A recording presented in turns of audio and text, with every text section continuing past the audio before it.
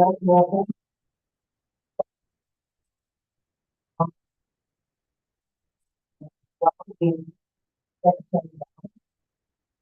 Thank you to John Rosenberry, the legislative director, Secretary of the Commonwealth. Thank you to Michelle Casanari, legal counsel and director of the Secretary of State's election division. And all the Secretary of State's office. Middle of the results of votes cast in November election. I also want to thank all of you council for coming in today for this important vote. But thank you for coming.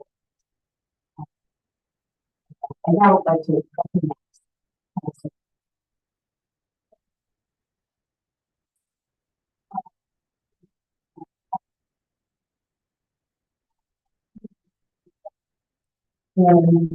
Gratefulness for living in the great Commonwealth of Massachusetts.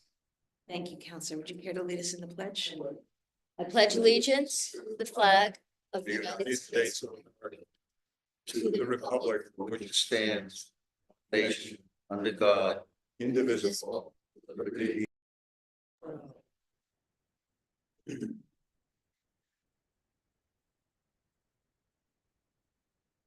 I now recognize Counselor Kennedy for the purpose of a motion that the tabulation and determination of the votes cast in the November 5th election for electors of president and vice president, senator in Congress, and representative in Congress be accepted, and that an abstract of such tabulation and determination be forthwith transmitted to the state secretary as provided under the provisions of Chapter 54 of the general laws.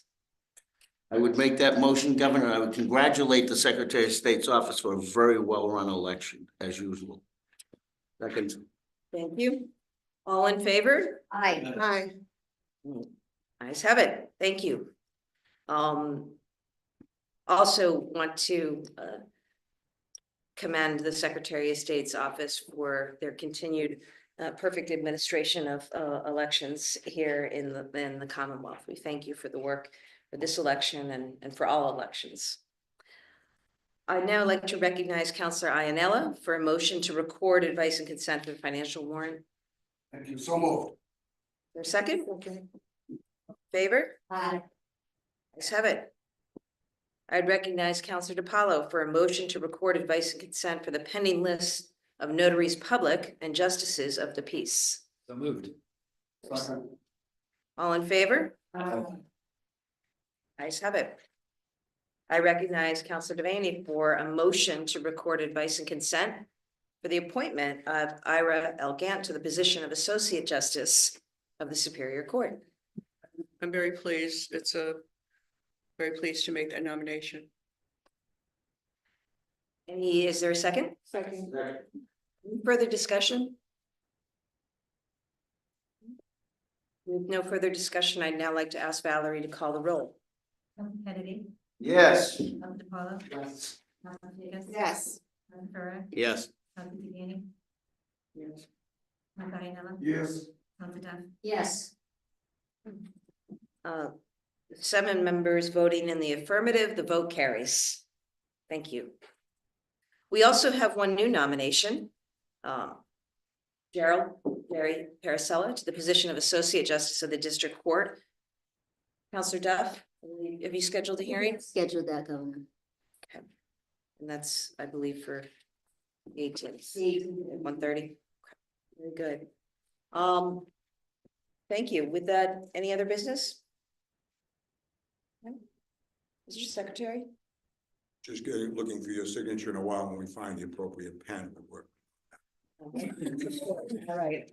We'll see to that. And with that, I thank everyone. I wish you all a happy Thanksgiving and a restorative weekend. I thank you for your continued work on behalf of the great people of this great Commonwealth.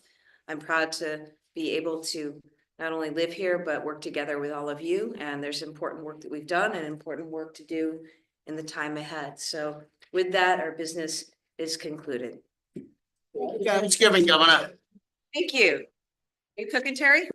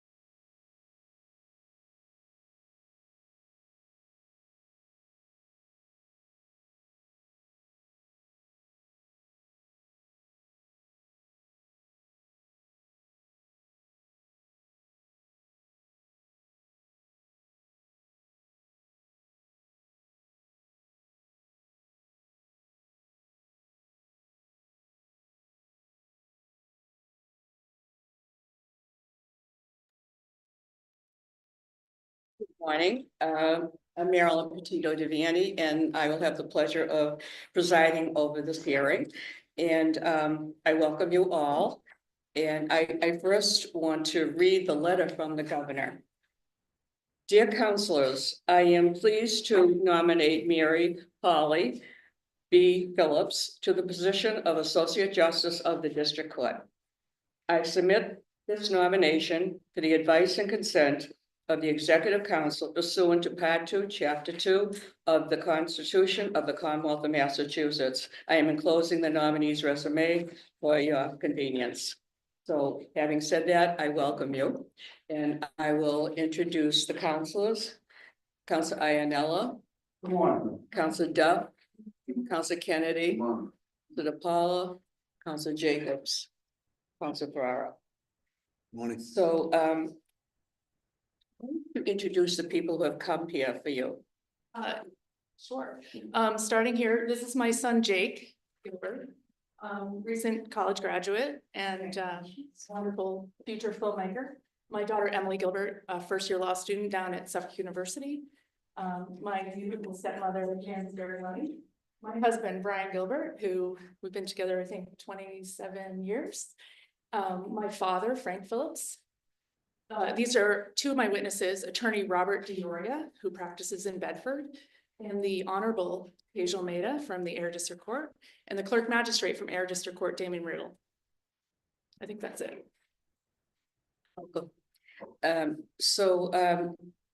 First I will call on your witnesses. So, the first witness is the Honorable Hazel Maluda of the presiding Justice of the Air District Court. How nice to see you again. So nice to see you again. And thank you for all your courtesy when I visited Air. You have a long way to go from home, don't you? Yes, Yeah. but it was lovely to have you, and so many people came in the snow for your community hearings. Well, they all love you up there, so it doesn't matter. So welcome. So thank you, Councilor Devaney, and good morning to all councilors. I am so honored to speak before you today on behalf of Polly Phillips. As you know, I was honored to be confirmed by this council in March of 2018. As you know, a district court judge can make a real impact on the community every single day. So first, thank you all for giving me the opportunity to do that every day. I've known Attorney Phillips for over a decade. She's practiced before me. Before that, we were bar advocate colleagues, and before that, she was a prosecutor. I am here to tell you about her humility. I am here to tell you about her ability to step out of her own shoes and into the shoes of others. I'm here to tell you why, if confirmed, she will be a judge that you want on the bench. I would like to frame my next remarks with some words from my late friend and mentor, one of the most respected jurists to have ever taken the bench, the Honorable Paul Chernoff. This quote is from his first book, Bench Notes. Fairness and justice are often incompatible.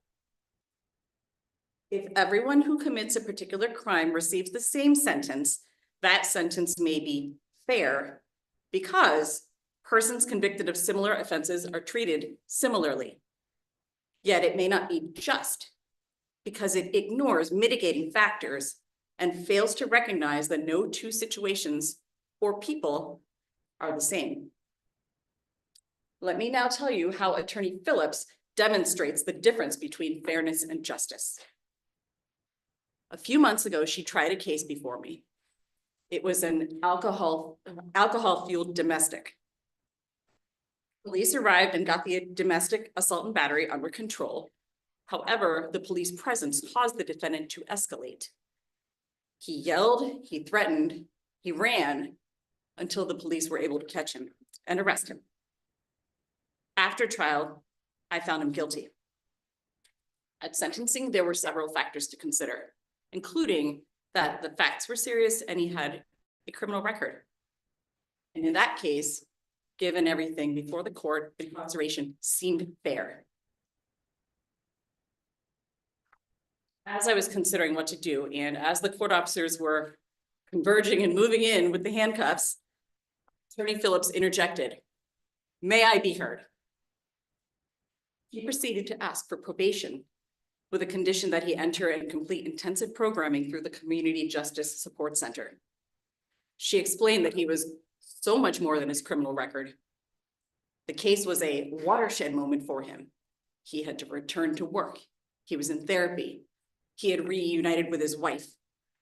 They rebuilt their relationship. They were co-parenting and the daughter was doing well. And he was even helping out around the house. And all of this happened because he was no longer drinking. On this point, Attorney Phillips highlighted a significant detail that only an attorney who cared and put in the time could know. Apparently, he had been in a recent car crash and he had been prescribed opioid painkillers, but he refused to take them. And he was just suffering through the pain. Why? Because he was in such a good road to recovery that he didn't want to get addicted to anything that might derail him. And she further emphasized that incarceration would undermine his progress rather, and tear the family apart. I looked at the defendant. At the beginning of the case, I noticed he had always just seemed angry on the various court dates, but now there was a transformation. He was smiling and nodding and taking responsibility. He even offered to be put on a scrim to prove his sobriety to the court. Nobody does that, but he did that. Ultimately, it was clear that he had made great strides with Attorney Phillips, and I agreed with her recommendation, and he went home to his family. I have kept tabs on him. He is still a work in progress, but he's doing so much better. Returning to fairness and justice. Incarceration would have been a fair result in this case. It would have been a fair sentence, but for the person that Attorney Phillips presented to the court and presented to me, we achieved justice in that case. And that does not just happen without the kind of experience and perspective and care and consideration that Attorney Phillips brings to the justice system.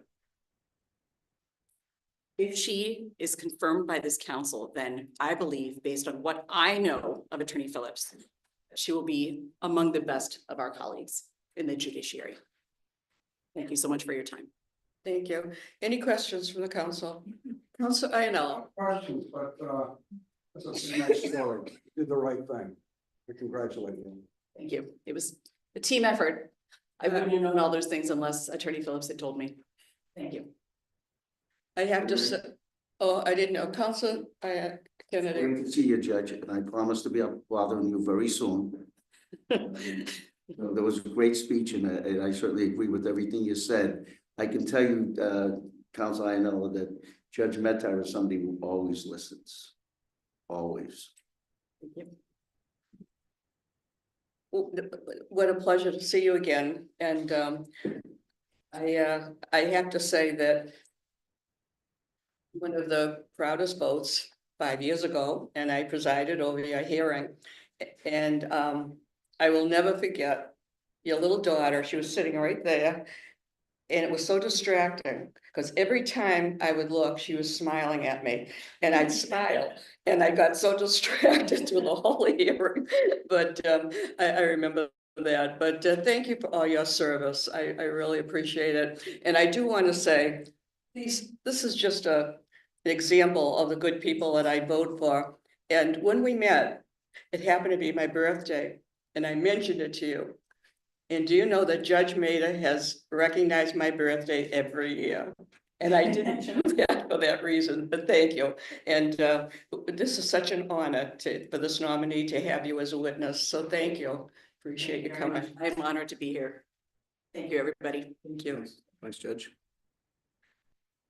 Your next witness is Robert Oria.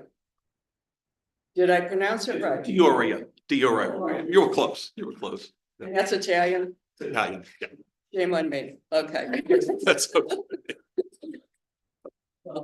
Good morning, council members. Again, for the record, my name is Bob Dioria. I have a small law firm in Bedford, Massachusetts, and I've been in practice for about 40 years. Of those 40 years, I've known Paulie for about 20 of them. And I can tell you that over the last 20 years, I have frequently seen her in court, at bar functions. As Counsel Kennedy knows, one of the pleasures of going to court, especially in criminal cases in the district court, is we get to sit in the bench and watch cases, and we socialize with colleagues. And I've lost count of the times that I've had conversations with Paulie about a variety of issues, from politics to cases to law. And I can tell you that after having observed her in court, I've tried cases against her. I've tried cases with her. I've referred clients to her. She's referred clients to me. Without fail, everybody I have ever spoken to about Paulie has done nothing but sing her praises. Not only is she a skillful lawyer, but as Justice Mader described, she goes above and beyond offering a professional skill. I would say that in many instances, and I can think of a couple clients that we've shared, she becomes a big sister to a lot of these clients. I'm thinking of one particular character, I'll refer to him as a character that Paulie referred to me, who at first blush looked as down as and out as you might get. Long criminal history, aesthetically looks tough. But she saw some goodness in this young man. And he got sent to me for a slip and fall case. He was injured very badly. His life was turned upside down. He had no money. And for her description of this gentleman, I never would have seen the goodness in him. He was a fundamentally good person who's just had a lot of bad luck in life. And I'm thinking back to a number of cases that we've handled together where it struck me that Paulie knew about their mother, their family background, which, as Justice Mader described, is going above and beyond.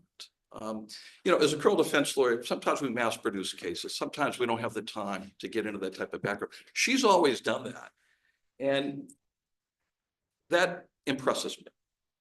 It's rare in the profession. And I think it's a reflection of how she will be as a judge. I could picture her in the district court, remembering the cast of characters that come in, remembering who had a drug issue, who had an alcohol issue, who needs a follow-up. That's Paulie.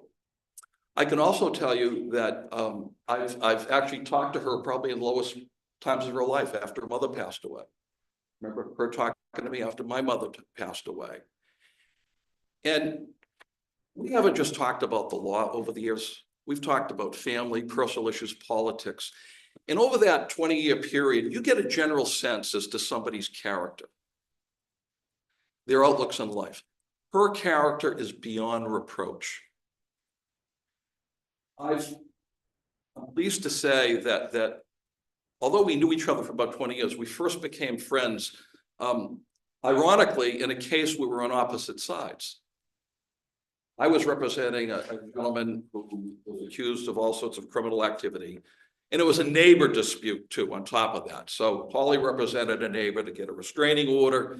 And it's one of those cases, you know, I think most practicing attorneys appreciate it. These neighborhood disputes, these domestic type disputes, they're nasty.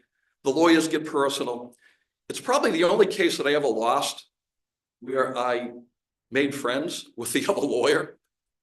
She not only won that case against me, she won my respect and she won my friendship. And I think ever since then, we developed a close working relationship. And in every single case, I've always been impressed. If there were one thing that I could say that impresses me the most, and there are many things, but it's that compassion that she has for the individual that will show up before her in a court.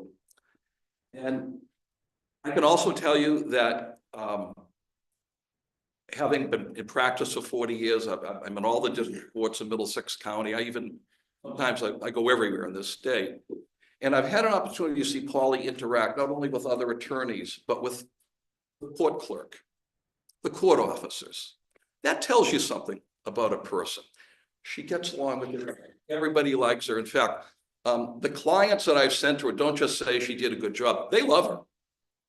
I'm thinking of one woman 2 summers ago who had to come to me and I said, I can't handle it. Why don't you call Paul? Oh, I love Paulie, I think was the message I got back.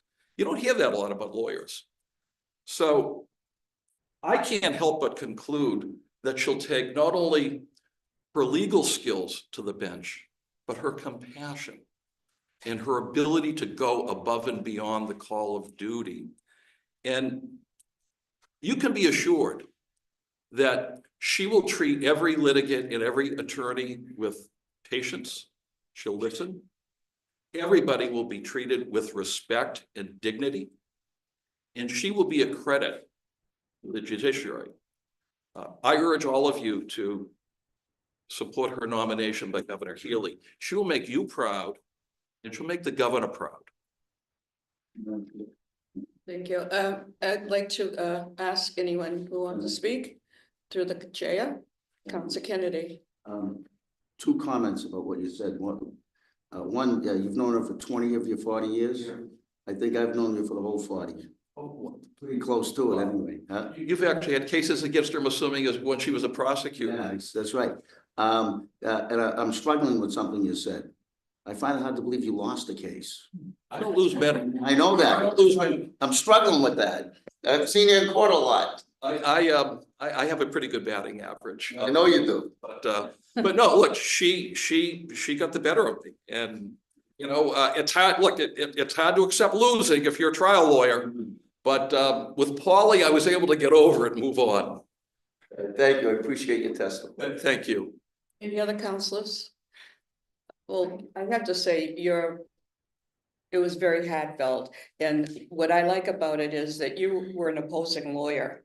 So when you walked out of the courthouse, you felt, well, and I don't know whether you won or lost, but what you could tell, you I know. lost the restraining order after a contested evidentiary hearing, and I'm sure you came out and thought, well, you got a fair deal, and that's how it happened. And I have to tell you, and I've said this before in my 25 years, I can't tell you how many people will sit in that chair and I'll say, well, how do you know this nominee? Have you seen him at her in court? Tell me about it. Oh, I saw him once. You're the real deal. You really know her, and it was from your heart, and we really appreciate you coming, really. we had one other thing. I had in my notes and I skipped over it. This is just a personal thing that I feel. My wife is a professional woman. She recently retired. My daughter is an oncology nurse. She's got a child. She's pregnant right now. And I've observed, and I think I have a newfound admiration for professional women that can have a successful career and bring up children. And I look at she's got a child following in her footsteps, which I think is one of the ultimate compliments that you can offer to a parent.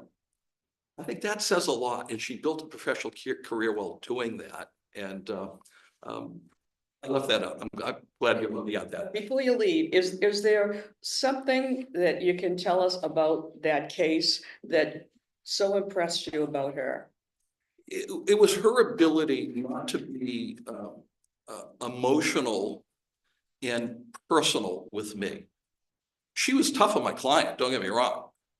But I think I could say she probably hated this guy. Okay. And it could be said that he was somewhat of a scoundrel. But I had to represent him. And oftentimes, attorneys take on the personality of their clients. She was rose above that. She didn't do that. Yeah, I appreciate that. Again, all I've been doing for 40 years is trying cases, a variety of cases, and I've been on the receiving end of it all. And it's nice to deal with an attorney who can take the professional high road and stay with the issues, not the personalities. And I think that's an important trait for a judge, that they administer the law fairly. Well, thank you for coming. Your testimony means a lot to us. Thank you. Thank you. And before I go on, I neglected to say, please, councilors, put your phones away. And as I always ask, would you remain until the end of the hearing in respect to this nominee? It's an important day. So our next witness is Vincent Pirro Jr. Sorry, he could not appear. So those were my only witnesses. Oh, okay. All right. So that concludes the, okay. So, having said that, is there anyone who is not on the list who would like to speak? Is there anyone in opposition? Having said that, now it's your turn to make your presentation. Thank you. Thank you all so much, and good morning to this council and to each and every one of you that I've spoken to and met with over the past few weeks. I want to thank Governor Healy and Lieutenant Governor Driscoll for nominating me. I thank the Governor Legal Counsel and Deputy Legal Counsel and their staff, Valerie McCarthy and her staff, and the Judicial Nominating Commission for the important work they do. I want to thank many of my colleagues who are not here, possibly watching, fellow bar advocates, judges, court staff, police officers, prosecutors, and probation officers for all the hard work they do every day in our courts. You all have taught me so much. I have such gratitude for the support and the cheering that they have given me during this process. I'm grateful to the hundreds of clients that I have represented over the years. They have trusted me and allowed me to be their voice on some of their darkest days. They've also allowed me to celebrate on some of their brightest days. I've learned so much from each and every one of them. I also want to thank my family, my friends who are watching online. But one person who is not here today is my beautiful mother, Jenny Phillips. She passed away in 2018, sorry. I would absolutely not be sitting here before this council if it had not been for her influence on me, her lifelong passion for social justice, and her commitment to helping others.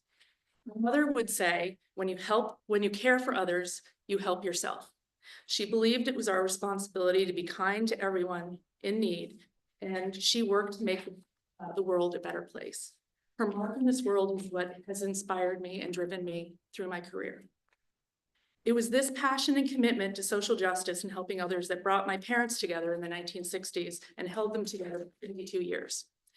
After first meeting while volunteering in the American Friends Service in 1964, my parents reunited the following year by chance at a civil rights march from Selma to Montgomery.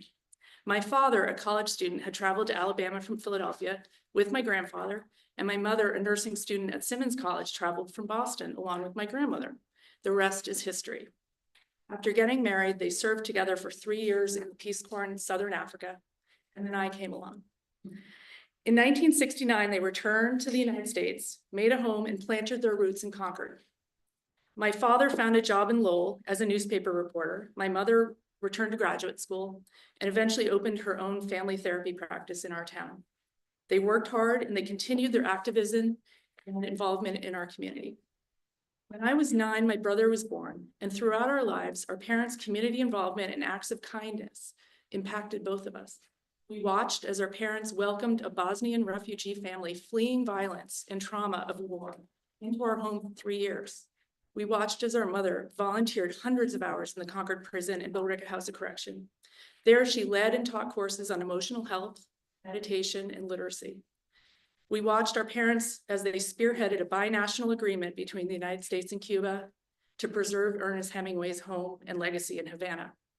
We watched as our mother produced several award-winning documentaries about men in prison, including a film exposing the lack of resources, support, and reentry programs available for inmates upon their release. While my mother was fiery, passionate, and driven by her projects, my father is kind, patient, supportive, and always curious about others. Growing up, I wanted to be the perfect combination of the two. And I tell you this so you understand who I am and what has driven me in my life and my career. I attended law school and I knew I was going to help my law degree to help others. My first job was as an assistant district attorney, and I quickly appreciated and understood the role of the district court and the community, and in the community and the impact it can have on lives. I thrived in that environment and dedicated myself to helping others. After 3 years in the district court, I moved to the Attorney General's office, and there I gained experience in Superior Court and prosecuting complex drug cases and forfeiture cases. After 8 years as a prosecutor, I opened my own solo practice in Concord, and I quickly found myself drawn back to the district court where I embraced my role as a bar advocate. For the last 19 years, I've appeared in courthouses across this state in every possible proceeding. I've had the privilege to stand next to my clients in court, meeting them during one small chapter in their life. I've advocated for them, counseled them, and helped them navigate a sometimes complicated and intimidating system. I've stood in the hallways with their families and loved ones as I try to make sense of the process and procedure. I have always done this while treating them with respect, kindness, and patience. If I am fortunate to be confirmed by this council, I believe my unique background, working as both a prosecutor and a defense attorney, combined with my passion and my temperament, will allow me to continue to help others and always treat those before me with empathy and fairness. I thank you again, and I welcome any questions. Thank you very much. Now I'll call on Council Pereira. Thank you very much.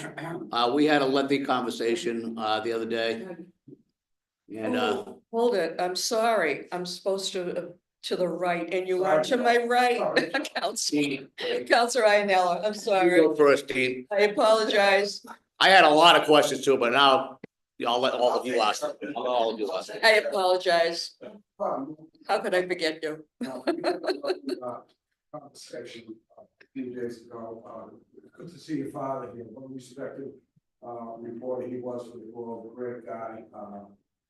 And he knows my brother-in-law and sister. Sorry, Joe. Live in Tonka. I don't have any questions, your witnesses were phenomenal, your presentation could have been better, you have a nice story. And I can tell you, your Councilor Devaney, is a supporter of yours. So when your name comes before us, I think it'll be next week, I'd be pleased and honored to support you. Thank you, Councilor. Thank you, Councilor Duff. Thank you. I have to say the same as what Councilor Iannello said. Your home counselor has been a big champion of yours throughout this process, and you should be very grateful. Thank you. for her. You have a nice balance of experience. You worked on both sides as a prosecutor. What was it that, I see that you worked as an ADA and then you were in the Attorney General's office. So maybe you decided to switch sides. Well, originally when I was in the DA's office, after 3 years there, our daughter was born in 2000. Then District Attorney Tom Riley moved over to the Attorney General's office. He offered me an amazing opportunity in the criminal bureau there, where he actually allowed me for a short time to do a job share with another AAG, and also allowed me to do one day at home. Back in 2000, that was unheard of. And I just loved being a mother and also keeping my foot in the door and going to court. Our son was born in 2002 while I was still there. I left there in 2005 because my daughter was entering kindergarten. I knew I wanted to get back into district court, and quite honestly, at the AG's office, you're in court once a month maybe. And it was something I missed. And I always knew, I have to say, when my grandmother knew I was going to law school, she begged me to one day be a defender. And so I did know that I would be helping others in court, and it just made sense to be part of our community. Yeah. I'd walk out of Concord District Court, I could see my children's bus pulling out of the school, so I had a nice balance. It's great. It's something we don't always see.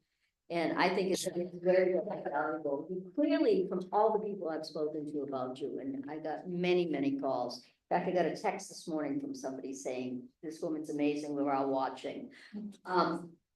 You have the temperament, and that is something that is so important. When you want to sit on benches, to have the right temperament. We know you're smart.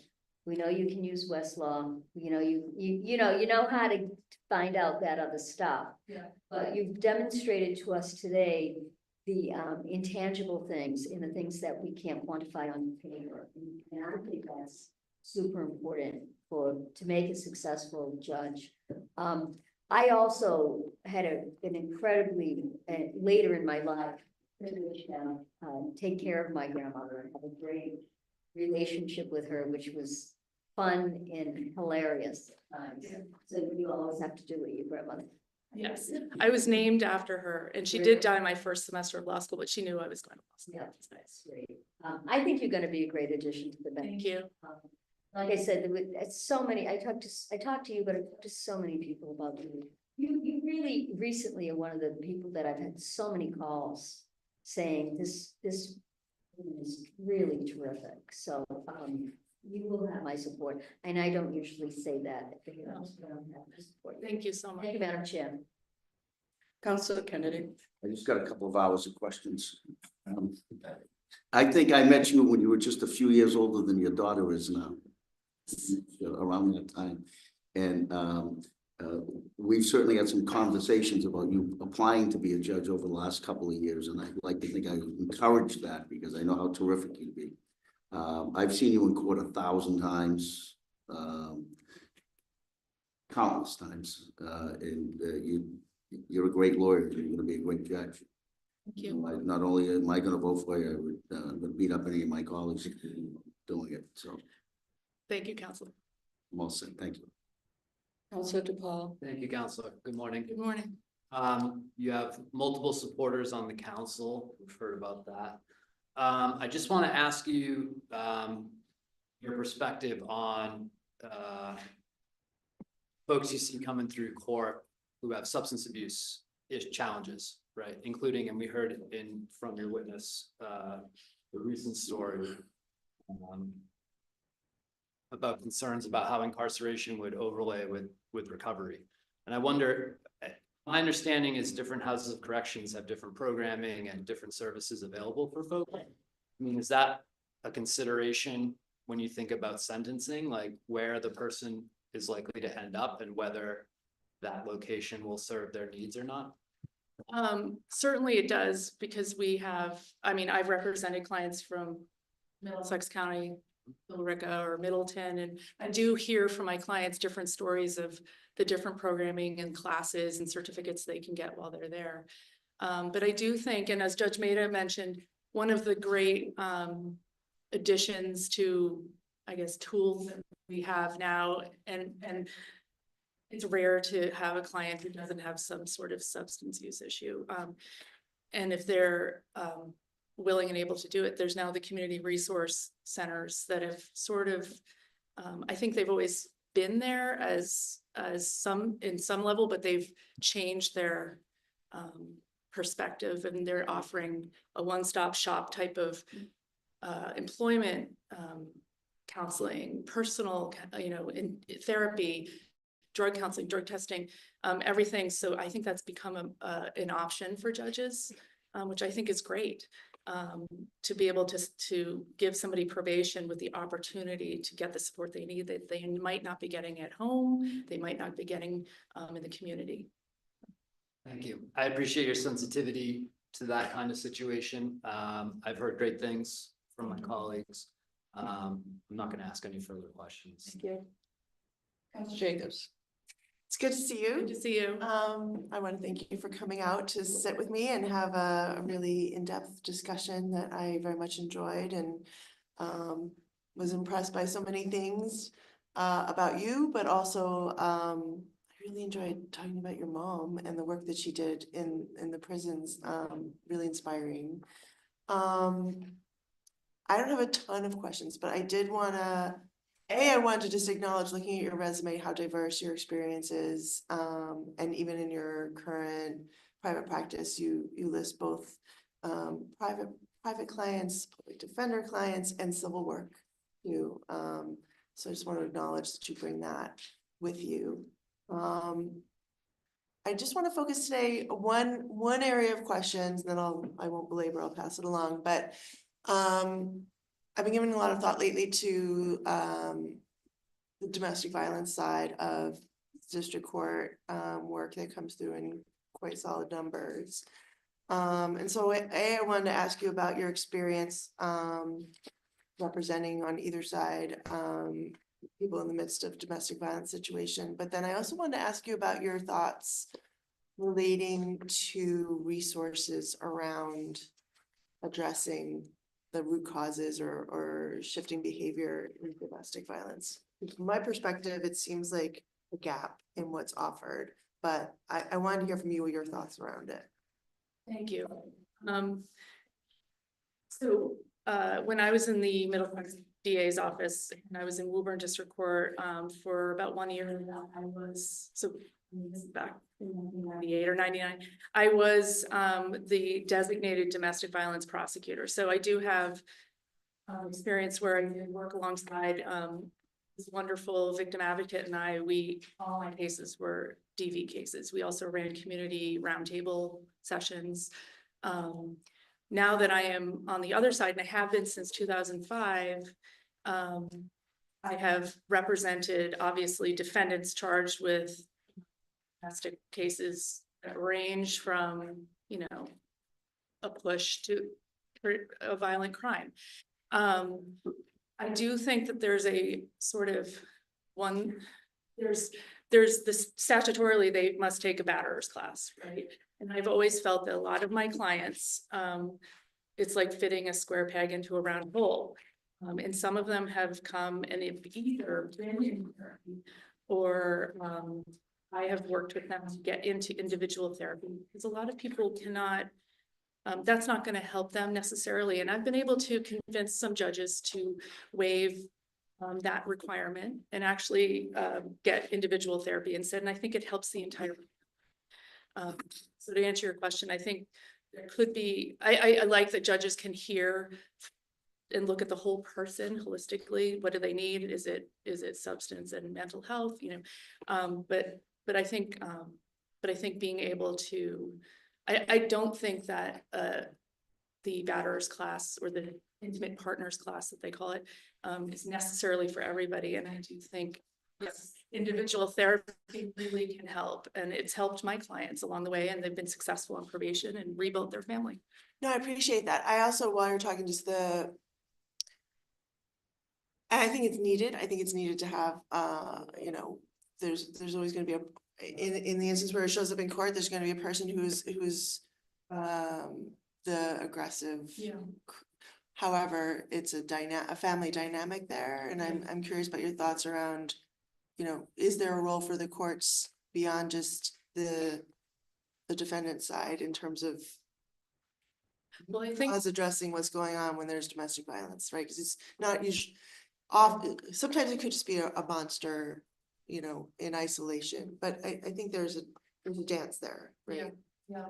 And I think the courts have done a really good job to address, the courts and the police departments have done a really good job and everybody working together to address maybe what's going on at the core issue, as you say, and whether or not there's substance abuse behind it or trauma from anybody.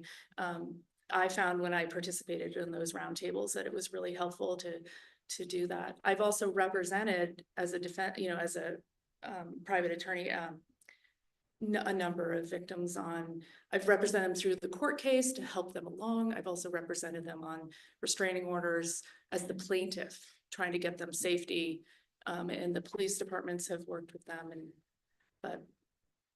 Appreciate that. I could probably ask you questions all day long, so I'll leave it there, but yeah, good to see you. Good to see you. Yeah.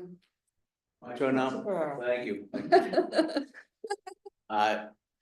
Councilor Kennedy's been a huge fan of yours for about 40 years, I think, or so. And that's it's impressive. It's hard to impress Terry Kennedy. But we had a great conversation. Thank you for your service as a former police officer for 30 years. I appreciate your services to the Commonwealth and as an ADA and everything you've done. You have great family and friends here. I think you're gonna make an awesome judge. Thank you. One question, because I don't want to disappoint legal counsel. Do you believe in geographic diversity? Do you think judges should reside in the general area where they live? Yes, I think that's a good idea. I don't ask every nominee that question. She gets really upset. So Got it. you have my vote next week. You gotta make it great. Thank you, Councilor. Well, thank you for all the time you afforded me. Hours, might have been almost 4 hours, so very important to me. You're over 1,000 that I've met from parole board to judge. And I want to know the whole person that I'm voting on. I don't want to look at a paper and see you here, so thank you for all the time. The, I was impressed with your, background, and I like the idea that you are a private practice. And I know, Counselor Ianella shares that with me, that it gives a different perspective as a judge. And, you have to pay, you know, you have to pay the rent and you have to shovel the walk and all that. So I think you have an understanding of people coming in, you know, to the court. One of the things that I noticed that you were very precise about your answers. I haven't seen anything like that, that you really outlined each of the cases and everything. Because sometimes in my 25 years, I get someone and it just is, you know, one sentence or two sentences about the case. So I really learned a lot about it and about the cases, and I thank you for that. Tell me, what is the most meaningful case that you had that, you know, that you'll always remember that of that outcome? I think there are so many. Really, everybody touches you in a different way and you remember them. Maybe one of them could be, my writing sample was on that client. She was a young woman, my daughter's age, she is my daughter's age. Her father had called me because she was developmentally delayed, had cognitive issues. She had been living in a group home. She had been charged with an indecent assault and battery on another person in the group home. She had been placed on pretrial probation and then shuffled to a different group home. And I think at the time she might have been 20. And so I worked with the family. Oh, I'm sorry, when she was shuffled to the next group home in Arlington, she was then charged again with the same offense, which triggered the pretrial probation in another court. So she was facing two of these serious charges. It was more of a misunderstanding of her not being able to cognitively understand what she should and shouldn't do. But that was the most meaningful one because she went through a lot. She went to Florida, she got in more trouble, she came back, she had a baby. I represented her throughout that and she picked up new charges in Waltham. But because she, and I helped her and her family get her, she was a client of DMH, but she really wasn't receiving a lot of services. So I was calling and getting her services, and she ended up moving. She had a very nice boyfriend who was supportive of her. And we were able to, after several years, we were able to get all the charges dismissed, which might sound terrible to some who are, what about the victim? But she cognitively, I had her evaluated, she was found not competent. So instead of holding these cases over her head, she was a member of the community working at a Dunkin' Donuts. Anyway, I haven't heard recently, but I'm knocking on wood that she's still doing really well. But that was the most meaningful one because of how sort of involved I got with her. You know, we hear about the war on drugs. Well, we certainly haven't won that war. And I know you're concerned about that. Tell me, how can the district court do better? And how do you see that could be improved? Because it's not only drugs, it's opioids and more drugs coming in. So tell us about your feeling about that. Well, as I said earlier, it's rare, very rare to have a client who doesn't have any issue with substance use, whether it be alcohol, pills, anything. And I do think the district courts are trying their best with the resources they have. And as I just mentioned before, the community justice centers, I think, are fairly new, but are gaining some recognition and can be helpful to people. I think it's a big issue and resources are tough. And, you know, I've been there with clients in lockup who are facing a detox or looking to get into a program. And I've stood on the front steps of the courthouses making those calls. It's very hard to find them beds. They're working hard. And you know, your answer to what you feel what discretion should be used by a judge. First time in 25 years I've ever seen that. And you can say that you think they should talk to the attorney, the family members. Why don't you tell us about that? Well, that question on the questionnaire, yes, I do feel like a judge should be able to look at the whole person. I think I said holistically, talk to the family, talk to any therapist, talk to probation. Probation officers are an incredible resource because they know everybody, they know who their probationers are, but talk to everybody. Somebody's not a black and white name on a sheet of paper. There's trauma, or there's family issues, or there's mental health issues. And I think a judge should use their discretion. And hopefully the attorneys, and hopefully I've been that type of attorney to provide that information to make it easier for a judge.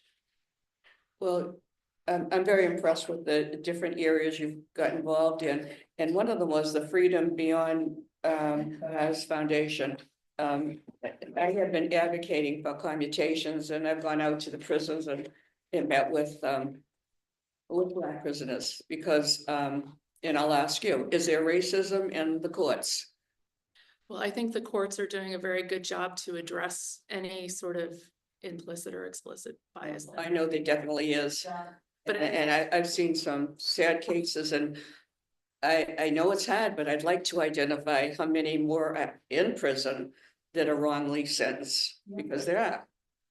I mean, one that I was involved with, he was 20 years old, 34 years ago, and never in trouble ever. And he was out with his friend, and his friend said, "We're going to stop at this house." And they went in, and his friend was an older friend, it was 26. And he said, when they went in, they saw some girls in the house that were smoking marijuana. So he told him to bring them in a room and stay there. And he did. He had no idea. He had no idea that his friend stabbed 12 times. He stabbed to death the owner of the house. It was over drugs. He had no idea this happened, even when they left. He got sentenced life without parole. So 33 years, he got a commutation. And there's so many in that situation that I know. So tell me about that, and tell me, I'm saddened to hear that it's going to close in 2025, and that's shortly, going to come up shortly. So tell us about that and what can be done. How can we need this kind of intervention? well, that Freedom Behind Bars was something my mother spearheaded. And when she died, my father and I tried to keep it going. And we've done a lot to keep it going, but she really was the energy and the passion behind it. So what we really need are people with that kind of energy and passion that she had. She was in the midst of finishing her third documentary, which was about a reentry program in Louisiana. We've tried to fundraise and finish that film, but it has sort of stalled. But I would have to say, really, we need people like her in this world to bring voices to those that this happens to. Well, you certainly have had a lot of experience, and what do you see? What changes would you like to see in the district court? You've been in private practice 19 years, you've been in court so often, and you see some of the things that need to be fixed. Well, I think what I'd like to see happen is sort of happening now, which is the training and awareness, with judges having much more, and frankly, everybody in the court having much more compassion for those who have addiction issues, and how to not treat them like criminals, but to get them help. And I think just continued work like that is important. Well, I thank you for all the time that you afforded me, and I like to ask the questions so that the public will know, because I'm not meeting you just to know, for me to know. I want to share that with everyone, and you've been great with your time, and I could ask you so many more questions, and it's the day before Thanksgiving, and I thank everybody for coming on this day. But we wanted to get this, and you were traveling, so we tried to fix it, so I think it worked out. So hopefully, oh, excuse me. Just one more section. Sure. If I could. Thank you. I know I mentioned, your counselor is a big supporter of yours. And, I almost forgot, I should have remembered, Counselor Kennedy, once your name was submitted, a big supporter of yours. He said, if you've heard him today, he's very, familiar with you and been familiar with you for quite some time. So I did want you to, know that, big supporter. Thank you, Counselor. Thank you, Counselor. Thank you. Thank you. So, I thank you for all the time you afforded me. It was such a pleasure, and thank you for applying. And I thank the governor for choosing you because, I did everything that I have looked for, I have found here, and I was especially, I had to mention that what discretion that you should be using, and I wonder how many judges use that to find out the family and everything. Yeah, right. Well, we have someone right here that we're so proud of. Yeah, no, I know Judge Maida does that, but I hope that they all do. But as far as the the discrimination in the court, I don't have a crystal ball. And that's the hardest thing in this position. Because some can act like Mother Teresa and I don't know their bias. And so that's the thing that's really difficult. So you pass with flying colors, as does Judge Maida. And I'm just so honored that before I leave, that I've had the opportunity to meet you and to preside and to present your name at the assembly with the Lieutenant Governor. And so I'm going to adjourn and wish you all a wonderful Thanksgiving. Thank you. Thank you.